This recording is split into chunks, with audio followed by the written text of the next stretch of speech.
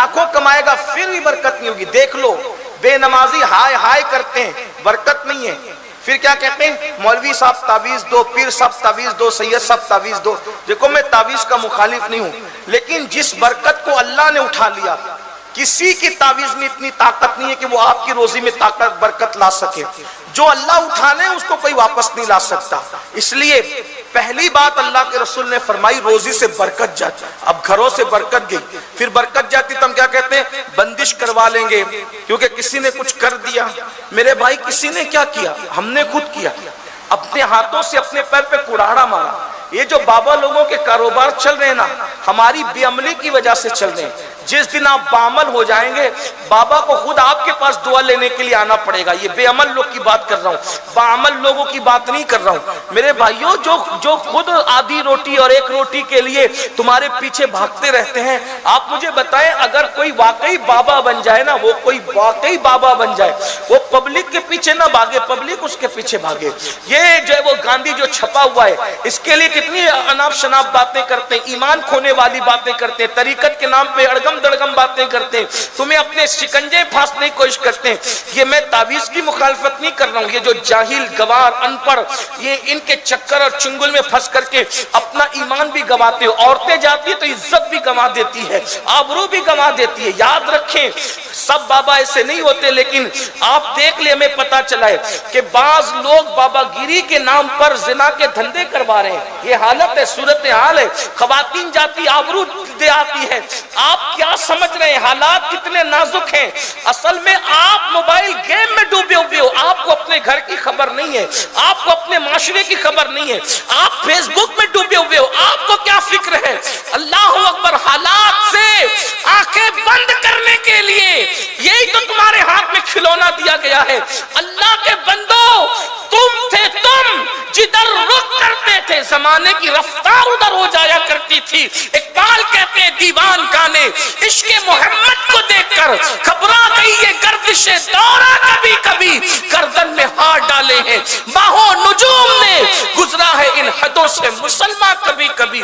بچیاں جا رہی ہے کہ کچھ تعویذ دے دو اچھا رشتہ آ جائے, رشتے سے پہلے اس پر وبال آ جاتا ہے. یہ صورتحال ہے. اور اب تو ہم سن رہے ہیں, سنا ہے ہم نے, اب تو مسلمان مسلم عورتیں پنڈتوں تک کے پاس, سادھوؤں تک کے پاس جاتی ہیں. کیا دین آ گئے. اللہ کے بندو, آپ سے پوچھتا ہوں یہ رشتے کیا ہیں؟ چلے بات آ گئی تو یہ رشتے کیا ہیں؟ یہ رشتے آسمانوں سے بن کر آتے ہیں. یعنی جس کی قسمت میں جو لکھ دیا گیا, کروڑوں رکاوٹیں ہیں, ملنا اسی نے. اب جب آسمانوں سے لکھ دیا گیا ہے تو ملنا ہے. پھر اس کے بعد دو چیزیں, ایک تو شادی کا وقت آنا, اور دوسرا قسمت کے پارٹنر کا آپس میں مل جانا. وقت آ گیا, مل گیا, ہو گئی شادی. آپ کو اس کا کیا ٹینشن ہے؟ یہ تو اللہ کا کام ہے. اللہ کے کام میں آپ کیوں مخل ہیں؟ بس آپ اتنا کریں, دیر ہو رہی تو گڑ گڑائیں, اللہ جلدی کر دے, کیونکہ دعائیں تقدیر بدل دیتی. جلدی کر دیں, آپ اللہ سے عرضی کریں, کسی صاحب دل سے دعا کرائیں. اور ایک بات آپ سے یہ بھی کہہ دوں, اگر کوئی صاحب دل نہیں ملتا, پھر کہتا ہوں مزارات پر جاؤ. ہمارے بزرگوں نے فرمایا ولیوں کے آستانے پر جانا ایسے ہی ہے جیسے ان کی ظاہری حیات میں جانے سے فائدہ ملتا تھا, بعد وصال جانے کا بھی وہی فائدہ ہے. سلطان المشائخ حضرت سید نظام ملت و دین خواجہ نظام الدین اولیاء جب بابا قطب الدین بختیار کاکی کے مزار پہ جاتے تھے تو کبھی اندر نہیں جاتے تھے, ہمیشہ چوکھٹ سے جا کر کے فاتحہ پڑھتے تھے. اب آپ جو لوگ گئے ہیں مہرولی شریف, وہ جانتے ہیں کہ سرکار کی چوکھٹ سے مزار کتنی دور ہے.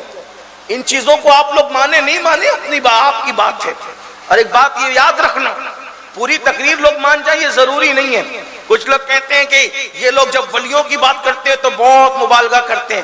ہم نے کہا جس دن تو ولی کو سمجھ لے گا, میں کم بول رہا ہوں تو زیادہ بولے گا. ہاں, اس لیے کہ اللہ فرماتا ہے اولیائی تحت قبائی, میرے ولی میری قبا کے چادر غیرت کے نیچے چھپے. ارے نادان, جو میری قبا کے نیچے چھپ جائے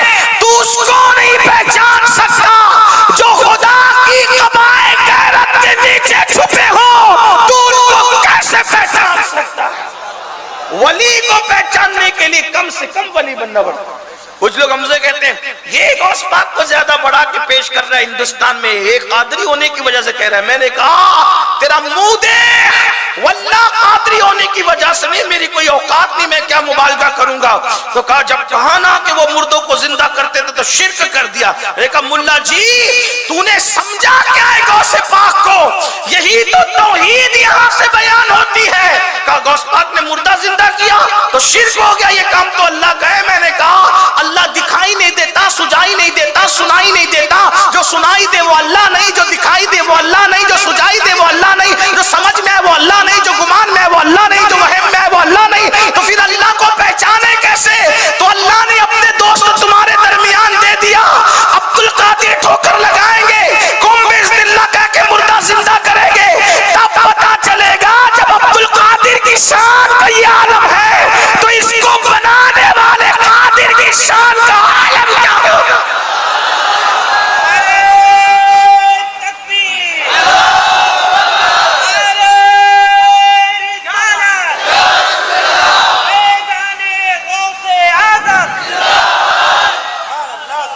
نابالغ محققین کو توحید کیا پتا؟ انٹرنیٹ پر جو نابالغ محققین بیٹھے انہیں توحید کیا پتا جنہیں خود کی اردو بھی صحیح نہیں ہے۔ توحید تو ان سے لینا چاہیے جنہوں نے واقعی توحید کا جام پیا ہے۔ ہم کہتے ہیں صابر پاک نے اپنا جنازہ خود پڑھایا تو مذاق اڑاتے ہیں، یہ کیا ہو گیا کوئی اپنا جنازہ خود پڑھا سکتے ہیں؟ کہ ملا جی یہی توحید کا درس ہے۔ جب صابر کی یہ شان ہے تو صابر کو بنانے والے کی شان کا عالم کیا ہو؟ توحید یوں بیان ہوتی، آپ کو کیا پتا ہے اس کا؟ توحید آپ کو کیا پتا ہے؟ بڑے بڑے لوگ ٹھوکر کھا گئے اس میں، یہ وہی لوگ بتا سکتے ہیں جن کے چراغ روشن توحید کی روشنی سے منور ہے۔ لیکن میرے جو سمجھ میں آتا ہے وہ یہ ہے کہ ہر جمعرات کو ہر مسلمان کے گھر میں چاہے پانی ہو، چاہے شکر ہو، چاہے میٹھی چیز ہو، اس کے نام جو ہے وہ جمعرات کے دن رسول اللہ کے نام پہ، غوث پاک کے نام پہ، غریب نواز کے نام پہ، اولیاء اللہ کے نام پہ ہر جمعرات کو ہر گھر میں فاتحہ ہوتی تھی۔ اب ہر گھر میں فاتحہ ہونے کی برکت کیا تھی؟ جب نبی کا نام گھر میں لیا جاتا تو نبی کا نام فاتحہ کے بہانے گھر میں لیا جاتا تو اس کی برکت کیا ہوتی تھی؟ آدم نے جب نام محمد لیا تو اللہ نے ان کی مشکل کو دور کر دیا۔ ہم نام محمد فاتحہ کے نام پہ جب ہر جمعرات گھر میں لیتے تھے تو اللہ اس کی برکت سے مصیبتوں کو دور فرما دیا کرتا۔ غوث پاک کا نام لیا جاتا، غریب نواز کا نام لیا جاتا تھا۔ میرے آقا فرماتے عبداللہ ابن عباس کی روایت ہے کہ اصحاب کہف کا نام لیا جائے تو گھر میں چوری نہیں ہوگی، آگ نہیں لگے گی۔ ارے اصحاب کہف کا نام لے لو تو اتنی برکت ہوتی ہے۔ خود محمد رسول اللہ، ان کی اہل بیت کا نام لو، ان کی اصحاب کا نام لو تو گھروں میں برکت نہیں ہوگی تو کیا ہوگی؟ جب سے تم نے بند کر دیا نا ایصال ثواب، پھر دیکھو تمہارے گھروں کا حال کیا ہوگی۔ نفل کام ہے، فرض نہیں ہے، کوئی واجب نہیں ہے، لیکن ہر نفل کام چھوڑا نہیں جاتا۔ ضروری نہیں ہے لیکن غیر ضروری بھی نہیں ہے، ضروری نہیں ہے لیکن غیر ضروری بھی نہیں ہے۔ ہمارے بچپن میں ہم دیکھتے تھے ہر جمعرات کو گلی گلی شیرنی تقسیم ہوتی تھی، بانٹنے والے بنو۔ آقا فرماتے ہیں جب تک تم اپنے بھائی کی مدد کرتے رہو گے اللہ تمہاری مدد کرتا ہے۔ اب مسلمانوں کو کیا ذہن دیا گیا؟ مت بانٹو، ہڑپ کرو، کھاتے جاؤ، اس کا چھین کھاؤ، اس کا چھین کھاؤ، اس کا لے ڈوبا، اس کا لے ڈوبا۔ ارے مسلمان دینے آیا، چھیننے نہیں آیا۔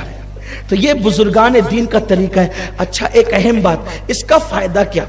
کچھ لوگوں کو ایسا لگتا ہوگا یار آج یہ بیٹھ کر کے صرف کھانے پینے کی بات کر رہے ہیں، اسلام میں کھانے پینے کا کیا فائدہ؟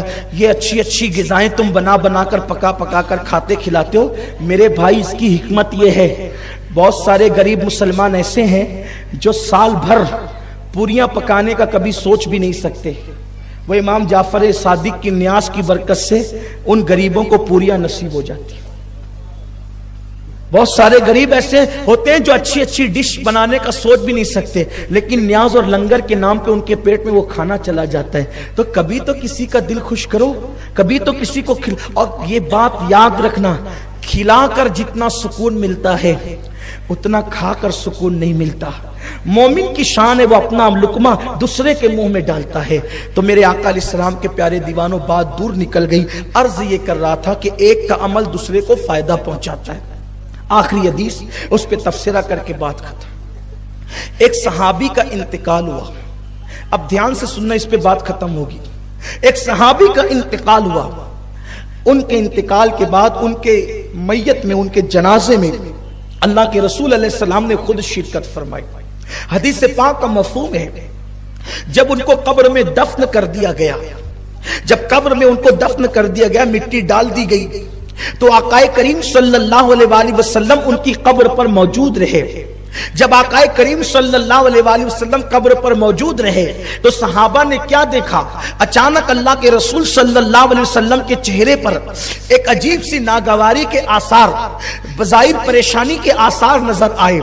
उसके बाद अल्लाह के हबीब सल्लल्लाहु अलैहि वसल्लम ने कहा, सुबहान अल्लाह, सुबहान अल्लाह, अल्हम्दुलिल्लाह, अल्हम्दुलिल्लाह, अल्लाहु अकबर, अल्लाहु अकबर। अल्लाह के रसूल अलैहिस्सलातु व तस्लीम ने कब्र बनने के बाद थोड़ी देर गुजरी, हुजूर कब्र पर खड़े हुए थे, चेहरे पर आसार जाहिर हुए अफसुर्दगी के। सरकार ने तस्बीह पढ़ी, तकबीर पढ़ी, अल्लाह रब्बुल इज्जत की किबरियाई बयान की। फिर क्या हुआ? आकाए करीम सल्लल्लाहु अलैहि वसल्लम का चेहरा खिलना शुरू हुआ, और ऐसे खिल गया जैसे गुलाब खिलता है या 14वीं रात का चांद जैसे तमतमाता है, वैसे हुजूर के चेहरे पे खुशी के आसार जाहिर हुए। फिर हुजूर वहां से निकले। बहुत इबरत वाली बात है। सहाबा ने पूछा, आका आपने जब ये मैयत दफन हो गई और आप खड़े थे तो आपके चेहरे का रंग अचानक बदल गया, सरकार उसकी वजह क्या थी? फिर आपने तकबीर पढ़ी, तस्बीह पढ़ी, रब तबारक व तआला की किबरियाई बयान की, अल्लाह की हम्द बयान की, फिर आपके चेहरे पे खुशी के आसार जाहिर हो गए। आका इरशाद फरमाते हैं, तुम्हारे इस नेक भाई को जब उसकी कब्र में रखा गया तो उसकी कब्र तंग हो गई थी, उसकी कब्र ने उसको दबाना शुरू किया, कब्र तंग हो गई थी। जब मैंने कब्र को तंग देखा तो मैंने अल्लाह की तकबीर पढ़ी, रब की हम्द की, रब की तस्बीह बयान की, अल्लाहु अकबर। आका इरशाद फरमाते, मेरी तकबीर पढ़ने और तस्बीह पढ़ने की बरकत से उसकी कब्र फिर कुशादा हो गई, उसकी कब्र कुशादा हो गई, एक मसला हल हो गया। हुजूर अलैहिस्सलाम ने उनको इसाले सवाब किया तकबीर पढ़ के। तो बोलो, उनका जो कब्र तंग हुई थी वो कुशादा हुई कि नहीं हुई? तो इस तरीके से मुर्दे को सवाब पहुंचा कि नहीं पहुंचा? इसाले सवाब साबित हुआ कि नहीं हुआ? लेकिन एक खास बात आज आपको यहां भी समझना होगा, वो कब्र के अंदर लेटने वाला कोई मामूली इंसान नहीं था, कब्र के अंदर जाने वाला कोई मामूली इंसान नहीं था। वो कौन थे? मेरे रसूल के सहाबी थे, मेरे आका के सहाबी थे। सहाबे किराम ने पूछा, आका ने क्या कहा पता है? तुम्हारे इस नेक भाई पर, तुम्हारे इस नेक भाई पर, यानी वो गुनहगार नहीं थे बल्कि वो नेक थे, फिर उनकी कब्र तंग क्यों हो गई? उनकी कब्र शॉर्ट क्यों हो गई? उनकी कब्रों ने उनको दबाया क्यों? अल्लाह अकबर। कब्र तंग होने की वजह क्या थी? तो सहाबा ने उसकी आका, जब ये नेक है तो इनकी कब्र तंग क्यों हुई? कब्र तंगी की वजह क्या है? तो आका इरशाद फरमाते हैं, हदीस से पाक का मफहूम है कि ये बड़ा नेक था लेकिन ये पेशाब के छींटों से नहीं बचता था। बाद मुफस्सिरीन ने लिखा है कि असल में वो सहाबी बकरियां चराते थे, और बकरी चराते चराते कभी कभी लाशऊरी तौर पर बकरियां जब पेशाब करती थी तो वो पेशाब के छींटे उनके कपड़ों पे लग जाते थे, उनके बदन पे लग जाता था, यानी वो पेशाब के छींटों से नहीं बचते थे। तो नेक होने के बावजूद उनकी कब्र तंग हो गई, हुजूर की तस्बीह पढ़ने की बरकत से कुशादा हो गई। लेकिन मैं तुमसे पूछना चाहता हूं, जिसको अल्लाह के रसूल नेक कह रहे हैं, अगर वो पेशाब के छींटों से लाशऊरी तौर पे ना बच सके तो उनकी कब्र तंग होती है। तुम तो खड़े खड़े पेशाब करते हो, फिल्मों में जाते हो, जुमा के दिन बैठ करके पेशाब करने का इंतजाम नहीं होता, खड़े खड़े पेशाब करते हो, बगैर तहारत के रहते हो, गुस्ले जनाबत फर्ज हो जाता है, उसी हालत में दिन दिन भर गुजर जाता है, दो दो तीन तीन दिन गुजर जाते हैं। और फिर मुझे बताओ, अगर कोई पेशाब के छींटे से न बचे तो सहाबी रसूल की कब्र उम्मत की इबरत के लिए تنگ کی جا رہی ہے. پیشاب کے چھینٹے کیا ہے؟ ارے چند چلو پانی سے پیشاب کے چھینٹے دھلے جا سکتے ہیں. وہ دھلنے والی ناپاکی سے اگر صحابی نہیں بچ رہے ہیں تو تعلیم امت کے لیے ان کی قبر تنگ کی جا رہی ہے. وہ گناہ جس کو 7 سمندر کا پانی بھی دھل نہیں سکتا، تم ان گناہ سے نہیں بچ رہے ہو. بتاؤ تو ہماری قبروں کا حال کیا ہوگا، ہماری قبروں کے معاملات کیا ہوں گے. اللہ اکبر. آج مسلمان قبروں کے حوالے سے اس قدر بے باک ہو گیا، قبر کی فکر ہی نہیں. اذان ہو رہی ہے، مستی مذاق کرتے ہوئے چوک پر بیٹھے ہوئے ہیں، نکڑوں پر بیٹھے ہوئے ہیں، گھروں کے اندر فلمیں دیکھ رہے ہیں، سیریل دیکھ رہے ہیں، موبائل کے اندر گیم کھیل رہے ہیں، موبائل میں ڈوب چکے ہیں. کوئی کیرم کھیل رہا ہے، اللہ اکبر. کوئی شراب کے اڈوں کو آباد کر رہا ہے. ارے بکری کے پیشاب کے چھینٹے اگر قدم پر لگ جائے، جسم پر لگ جائے تو قبر تنگ ہو رہی ہے. وہ شراب جو پیشاب کی طرح ناپاک ہے تم اپنے حلق کے اندر اتارو گے تو تمہاری قبروں کا انجام کیا ہوگا، تمہاری قبروں کا حال کیا ہوگا. آج مسلمان اتنا بے باک ہو گیا کہ دنیا کی رنگ ریلیوں میں ڈوب کر کے قبر کو بھول گیا. یاد رکھنا، قبر وہ قبر ہے جہاں پر کسی کا خاندان نہیں دیکھا جاتا. قبر وہ قبر ہے اللہ اکبر جہاں کسی کی خوبصورتی نہیں دیکھی جاتی، کسی کی وجاہت نہیں دیکھی جاتی، کسی کی مال و دولت نہیں دیکھی جاتی. قبر انسان کو چاروں طرف سے دباتی ہے. اللہ کے رسول علیہ الصلوۃ والتسلیم فرماتے ہیں کہ جب بے نمازی کو اس کی قبر میں رکھا جاتا ہے تو جب قبر اس کو چاروں طرف سے دباتی ہے تو چاروں طرف سے اس کی پسلیاں آپس میں ایسے مل جاتی ہے. یہ انگلی کر کے اللہ کے حبیب نے انگلیوں کا اشارہ کر کے بتایا، دونوں طرف کی پسلیاں آپس میں مل جاتی ہے. اے میری قوم کے جوانوں، کیرم کلب میں بیٹھ کر کے وقت ضائع کرنے والوں، شرائط پر تاش کے پتے کھیلنے والوں، حرام لقمہ اپنے پیٹ میں ڈالنے والوں، ایک وقت وہ جلد آنے والا ہے. موت کی تلوار تمہارے سروں پر بھی لٹک رہی ہے، موت کی تلوار میرے سر پہ بھی لٹک رہی ہے. بولو ہم نے کیا تیاری کی ہے؟ آج مال و دولت کی محبت میں اتنے غافل ہو گئے کہ قبر کو بھول گئے. میرا اللہ قرآن میں فرماتا ہے الہاکم التکاثر حتی زرتم المقابر. مال کی زیادہ طلبی نے تمہیں ہلاک کر دیا یہاں تک کہ تم قبر کے دہانے تک پہنچ گئے. آج نہ حلال دیکھا جا رہا ہے نہ حرام دیکھا جا رہا ہے. الگ الگ انداز سے کاروبار کیے جائے. اگر مال کمانے کے لیے کسی کا قتل کرنا پڑے تو آج کا مسلمان قتل بھی کر رہا ہے. مال کے لیے کسی کا گھر اجاڑنا پڑے تو آج کا مسلمان گھر بھی اجاڑ رہا ہے. مال کمانے کے لیے اللہ رسول کی نافرمانی کرنی پڑے تو آج کا مسلمان اللہ رسول کی نافرمانی بھی کر رہا ہے. میرے بھائیوں، آخر بتاؤ تو کتنی گارنٹی لے کر آئے ہو؟ کب تک جیو گے؟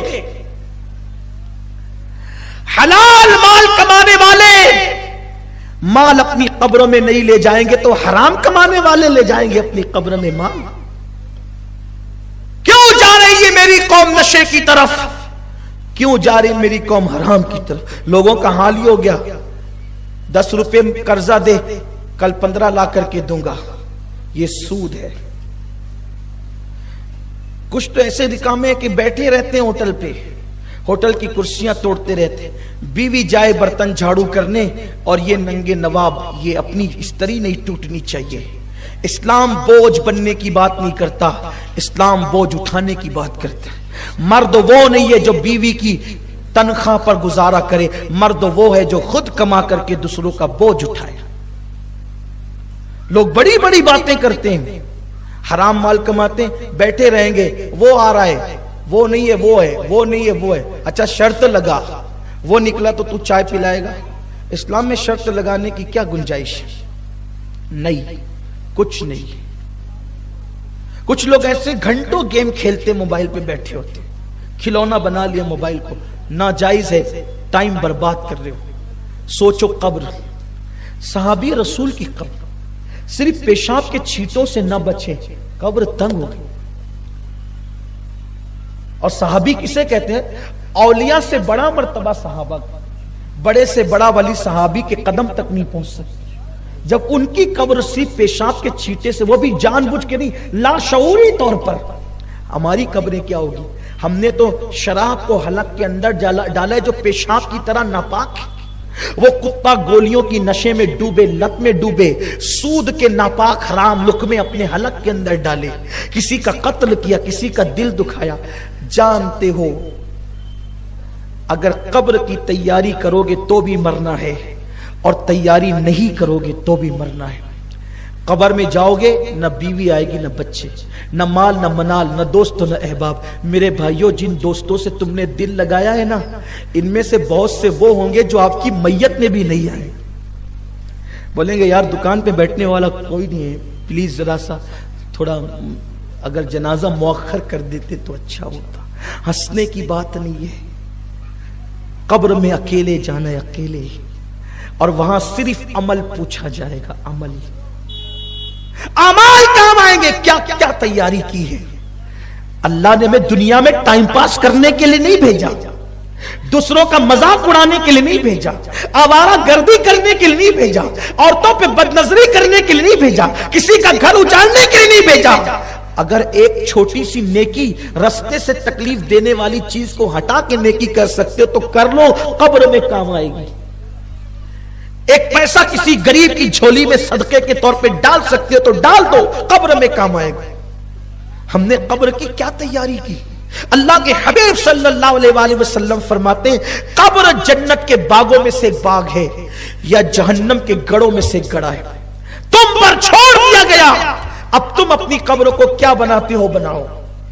یا جنت کے باغوں میں سے باغ بنا لو یا جہنم کے گڑوں میں سے گڑا بنا لو.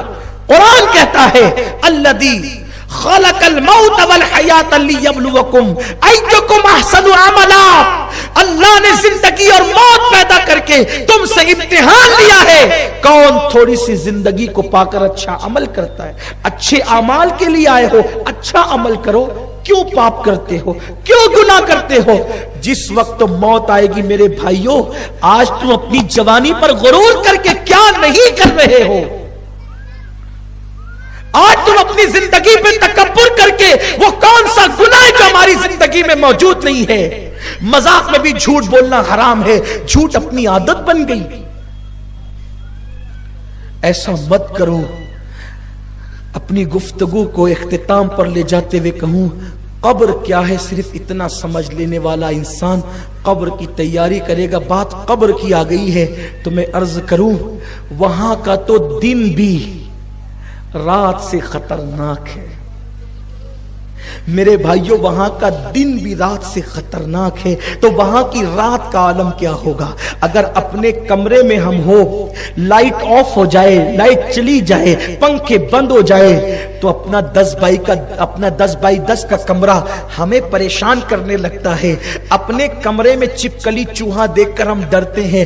10x10 کے کمرے میں اندھیرے میں اور گرمی میں اپنا من نہیں لگتا, ہم باہر نکل کر کے آتے ہیں. جب قبر میں اندھیرا ہوگا, قبر میں گرمی ہوگی, قبر میں تاریکی ہوگی, تو باہر نکل کر جاؤ گے کہاں؟ قبر میں ٹھنڈک لانا ہے, نماز پڑھو, نماز پڑھ کے آقا کی آنکھوں کو ٹھنڈک پہنچاؤ, نمازی بنو. سب کے لیے ٹائم ہے, رب کے لیے ٹائم نہیں.